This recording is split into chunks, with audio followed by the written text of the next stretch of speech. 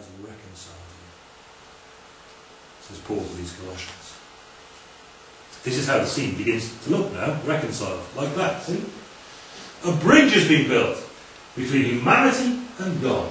Across that sense, that gulf in the middle, that void of alienation. It has been done, says Paul, by the death of the Saviour. Now he has reconciled you by Christ's physical body through death. His physical body is what is needed.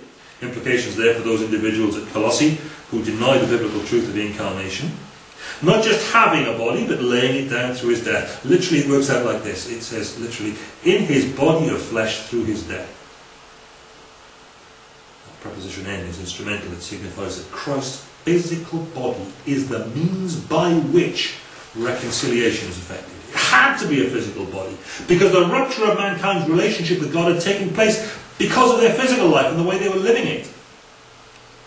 And because humanity is to the right end of the pontoon where the bridge needs to go, physical human life, the span is going to have to stretch across to that physical human life.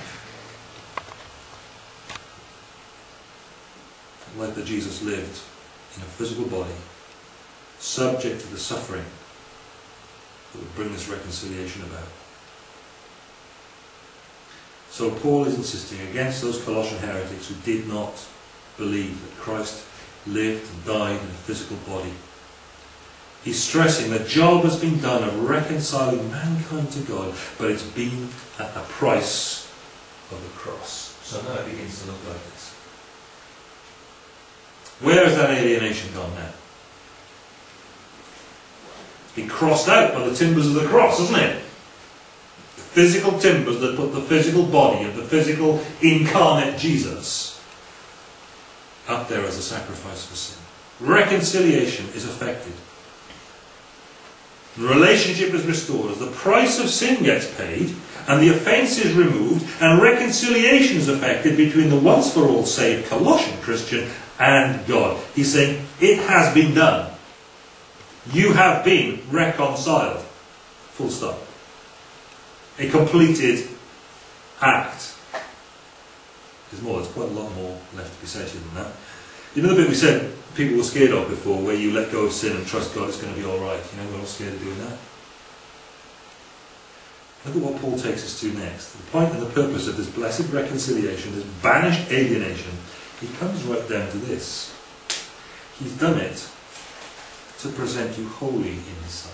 Now, all that worrying that we were doing about the holy thing, what kept us away from God in the first place, he's going to take care of it. He's taking care of it. He's going to present you holy. Of course, the response of someone who's truly turned from sin to follow Jesus, is going for a life lived following him, is going to leave off sin. But the point is this, Jesus has taken care of that.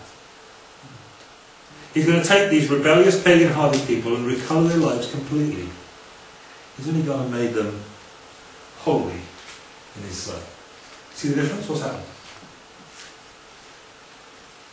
What's happened since the last diagram? There's a cross in the middle. What's changed? Is the cross there on the last one? The colour. The colour. Because he's given human beings his colour. To make you holy in his sight. That's why he's reconciled you by his physical death on the cross.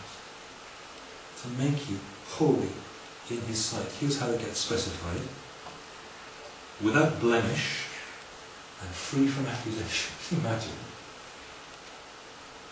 Without blemish was what an Old Testament sacrifice had to be acceptable. You can check that out through Leviticus in your leisure time. But there you had to make sure of the quality of the sacrifice and bring it to the priest and give it. And he had to say that's okay. Here it comes about through the grace of God. Yeah, our lives will change. Of course they will. We want to follow Jesus now. But the point is this, he is the one who's going to make you without blemish in the sight of God. And free from accusation. Oh dear. Accusation is a terrible thing, isn't it? Do you know the alienation, how alienating it can be to be falsely accused of some wrongdoing?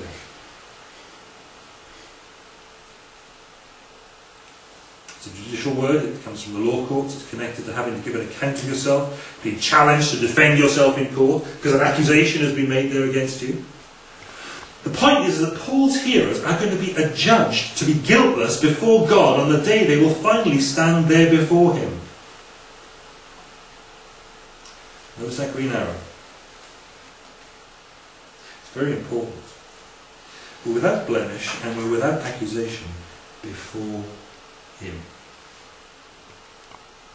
If you're going to follow Jesus, others will come along and they'll want to, they will say things that, well, they will accuse you. But if you're going to be a follower of Jesus, there is no accusation that will stand before him.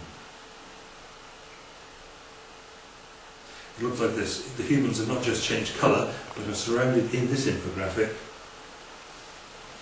What started off as a black ring of steel, but now looks to have changed colour when I did the design work into a force field of brilliant repulsion of accusation.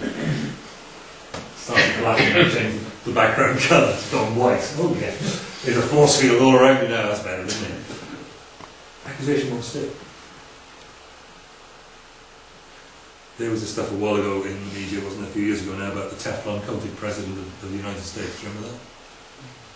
When it comes to standing before God on that day, you've been reconciled to God by Christ's physical body through death, and you're a Teflon-coated person standing there being accused of all sorts of things before the throne of God, but it will not stick.